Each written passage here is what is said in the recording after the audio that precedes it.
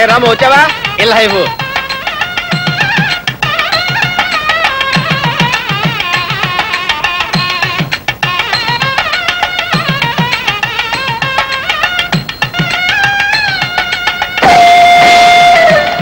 ఈ జానకి కొట్టిన దెబ్బే నీకు జీవితాంతం గుర్తు రావాలిరా. నమస్కారం చేయనాయనా.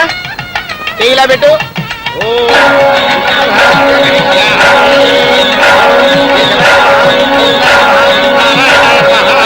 చందమామకైనా మచ్చుంటుంది గాని ఈ అందాల బొమ్మకు మచ్చే లేదు. ఇదిగో మచ్చ. దిష్టి పెట్టకండి జానకి. నిన్ను చూస్తుంటే నాకే ముద్దొస్తుంది. నిన్ను బావగారు చూస్తేను.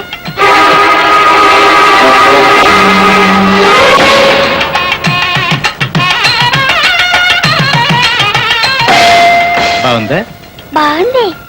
నేను చెప్పిన పని చేస్తావా? చేస్తాను. ఈ లెటర్ తీసుకెళ్ళి ఆ పెళ్లి కొడుకు ఇచ్చేసేస్తే ఇవన్నీ నీకు ఇచ్చేస్తాను. ఇదిగో వెళ్ళే. ఓం కలశ పూజ కరిష్యామి.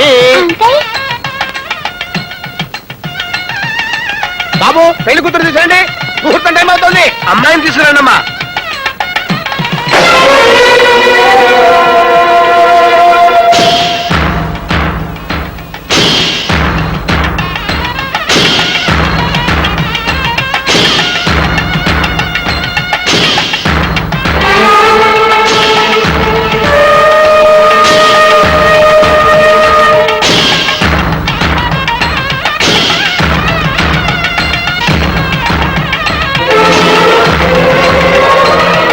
బాబు అక్షతలు తీసుకుని ఆయన ఆపండి.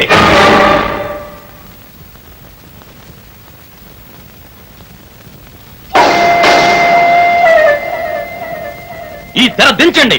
ఏమిటి బాబు? దేన్నైతే చూసి అసహించుకుని దూరంగా తొలగిపోతారో, బిచ్చమెత్తుకునే ముష్టివాడు సైతం భయపడి పారిపోతాడో అంతటి భయంకర రోగం ఉన్న ఈమెను నేను పెళ్లి చేసుకోవాలా? ఈ అమ్మాయికి కుష్టు కుష్టు కుష్టు కుష్టు కుష్టు.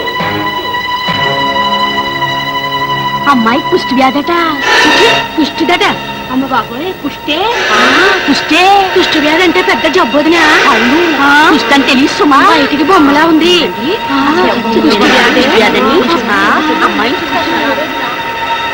నాన్న, ఆ అమ్మాయి నువ్వు అనుకున్నట్టు మేలిం బంగారం కాదు, అంతా మేకప్. ఆ మేకప్ తీసి చూపించమనండి, అసలు రంగు బయటపడుతుంది. ముఖమంతా పరుచుకున్న కుష్టు మచ్చల్ని అందమైన రంగుల చాటున దాచుకుంది. అవునో కాదో మేకప్ తీసి చూపించమనండి. భాస్కర్, వాళ్ళు మన ఇంటికి రాలేదు. నేనే ఆ అమ్మాయిని వెతుకుంటూ వాళ్ళ ఇంటికి వెళ్ళాను. నా కళ్ళారా చూశాను. నిన్ను కూడా చూడమంటే నువ్వే వద్దన్నా. అప్పుడు వద్దన్నాను, ఇప్పుడు చూడాలంటున్నాను. బాబు అర్థాంతరంగా ఈ అనుమానం నీకు ఎందుకు వచ్చింది? కన్నతండ్రిగా చెప్తున్నాను, మా అమ్మాయికి ఏ జబ్బు లేదు. మీరు చెప్తే నేను వినాలా? నేను చెప్పేది నిజం బాబు. అలాంటప్పుడు అసలు మొహం చూపించడంలో తప్పే ఉంది? తప్పని కాదు బాబు. ముహూర్తానికి పెళ్లి జరగకపోతే ఊరి జనం ముందు, బంధుమిత్రుల ముందు మాకెంత అవమానం జరుగుతుందో ఒక్కసారి ఆలోచించు బాబు. పేదవాళ్ళమైన పరువు లేని వాళ్ళం కాదు.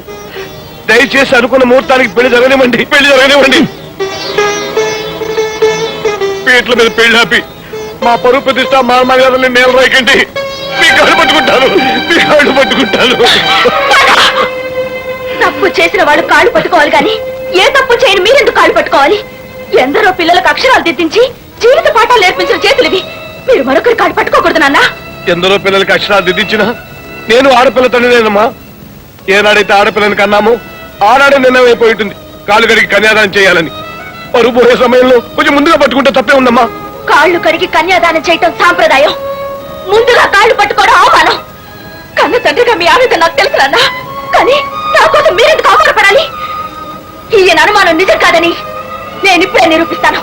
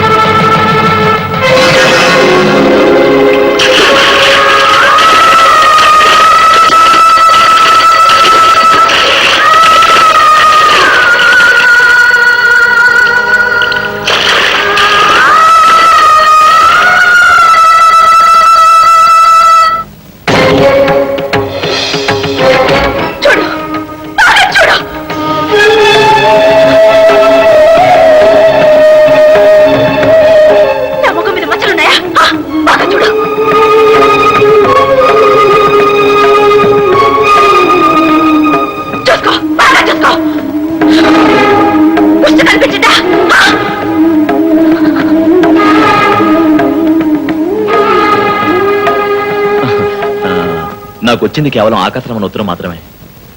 ఇప్పుడు నేను పెళ్లికి సిద్ధంగా ఉన్నాను. తెరపటండి. మీరు పట్టమన్నప్పుడు పట్టడం, దించమన్నప్పుడు దించడం, ఇది నాటకం కాదు, జీవితం. ఎప్పుడైతే నీ కన్న తండ్రి మాటకు విలువివ్వకుండా పరాయి వాడి రాతకు విలువిచ్చావో, ముహూర్తం తప్పించి శాస్త్రాన్ని కాదన్నావో, అప్పుడే నిర్ణయించుకున్నాను నువ్వు నాకు తగవని. పెళ్లికి ముందే ఇలా జరగడం నా అదృష్టం.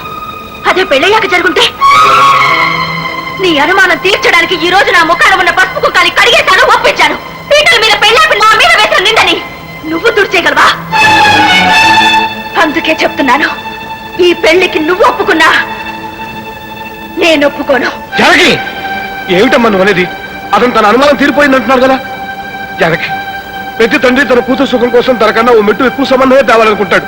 ఇది 10 మెట్లు ఎక్కువ సంబంధం అమ్మా. కాదనకమ్మా, కాదనకు. అమ్మా జానకి, ఈ పెళ్లి కాదనుకు. నీకు తండ్రి తర్వాత తండ్రి అంతటి వాడిని. నా మాట విని. నిజంగా నేనే మీ కూతురునై ఉంటే, పెళ్లి కొడుకుగా వచ్చిన వ్యక్తి నన్ను ఇలా అవమానిస్తే తండ్రిగా మీరు ఊరుకుంటారా? కన్న తండ్రిని నమ్మని వాడు కట్టుకున్న దాన్ని మాత్రం ఏం నమ్ముతాడు? పెళ్లికి ముందే అనుమానించి నిలదీసిన వాడు రేపు పెళ్లి అయ్యాక మరో ఉత్తరం వచ్చిందని నన్ను అనుమానించి నిలదీస్తే నిప్పుల్లో దూకడానికి నేను ఆనాటి సీతను కాదు, ఈనాటి జానకిని.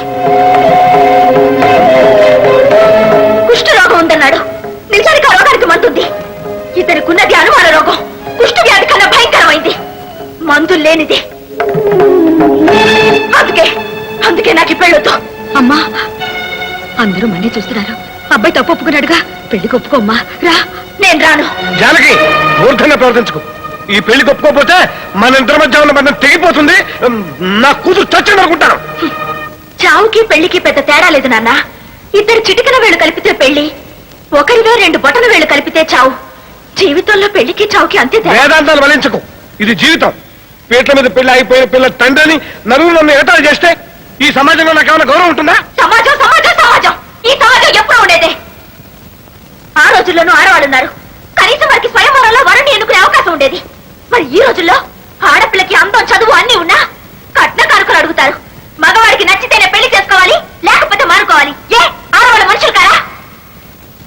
మగవాడికి తన భార్యను ఎన్నుకునే హక్కు ఎలా ఉందో, ఆడదానికి కూడా తన భర్తను ఎన్నుకునే హక్కు కావాలంటున్నాను. అదే తప్పు కదే. ఏంటి, పెళ్లి చేసుకోకుండా పన్నిట్లోంచి వెళ్ళిపోతావా? ఆ పని చేసి నాకు నేనే శిక్ష వేసుకోను. తాళి కట్టించుకుని జంటగానే వెళ్తాను. ఇక్కడ ఏం జరిగిందో మీకందరికీ తెలుసు. అర్థం చేసుకునే మనసున్న మగాడు ఎవరైనా ఉంటే ముందుకు రండి. పెళ్లి చేసుకోవడానికి నేను సిద్ధంగా ఉన్నాను.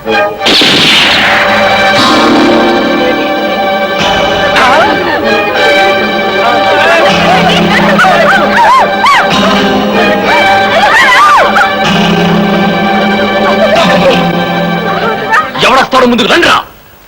ప్రతి బియ్యపు గింజ మీద తినేవాడి పేరుంటే నా తుపాకీ తోటాల మీద చచ్చేవాడి పేరుంటుందిరా. రండిరా ముందుకు.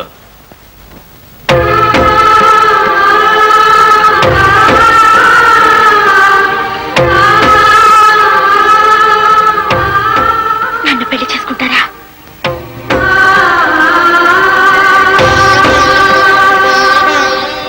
మిమ్మల్ని అడిగేది.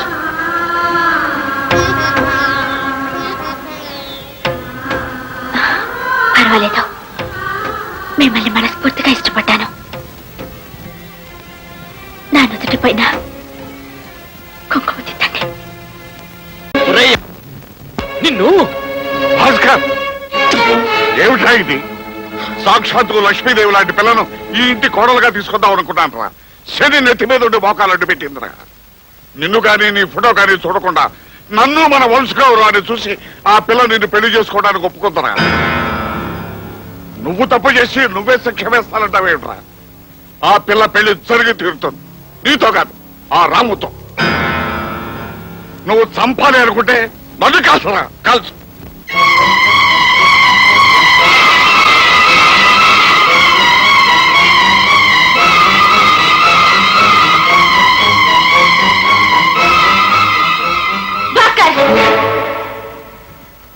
నువ్వే చెప్పావుగా ప్రతి బియ్యపు గింజ మీద తినేవాడి పేరు రాసుంటుందని. అలాగే ప్రతి వారి నుదుటిపైన వాళ్ళ రాతలు రాసుంటాయి. అవి తుడిచేయడానికి ఆ రాత రాసిన బ్రహ్మకే తరం కాదు. ఈ ఊరు నీది, ఇక్కడున్న జనం నీ వాళ్ళు, ఆ పెళ్లి పందిరి నీది, నేను కట్టుకున్న చీర నీది, నేను వేసుకున్న నగలు నీవి. కానీ నీ అనుమానం తీర్చడం కోసం నా ముఖానున్న పసుపు కుంకాలు కడిగేసిన మరుక్షణం నీకు నాకు రుణం తీరిపోయింది. ఈ పెళ్లి పందిట్లో పెళ్ళాగిపోయింది. జరిగిందంతా మర్చిపో. ఒక స్నేహితురాలుగా అడుగుతున్నాను. ఈ అక్షంతలు తీసుకుని మమ్మల్ని ఆశీర్వదించు.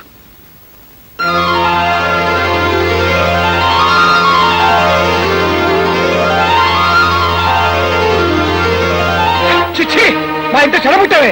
నలుగురు నన్ను తలెత్తుకోకుండా చేశావు. ఈ క్షణంలో నా కూతురే కాదు. పద సుభద్ర, పద. ఏమండి? నా మాట విను, పద. నా మాట వినండి, నాన్న. ఏమండి? మాస్టారు అమ్మా!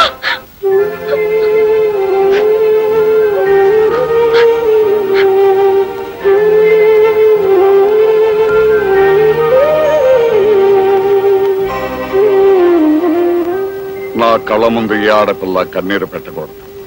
అది అరిష్టం. అమ్మా, ఎంతో ఆశతో నిన్ను ఈ ఇంటి కోడలుగా చేసుకుందాం అనుకున్నాను. నాకు ఆ అదృష్టం లేకుండా పోయింది. ఇక నుంచి నిన్ను నా కూతురుగా చూసుకుంటా. ఇప్పుడు నువ్వు ఈ ఇంటి ఆడపడుచు. కాళ్ళు గడిగి కన్యాదానం చేస్తాను. వారమ్మ. జానకి, ఇల్లలగ్గానే పండగ కాదు.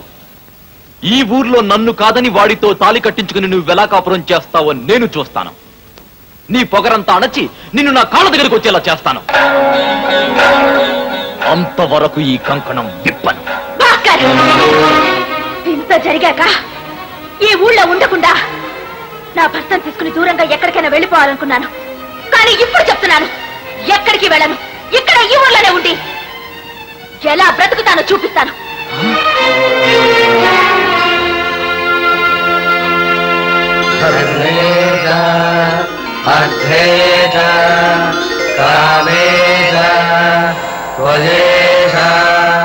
నాతి చరితవ్యాః నాతి చరామి నాతి చరామి రుణానుబంధరూపేణ పశుపత్నీ సుతాయ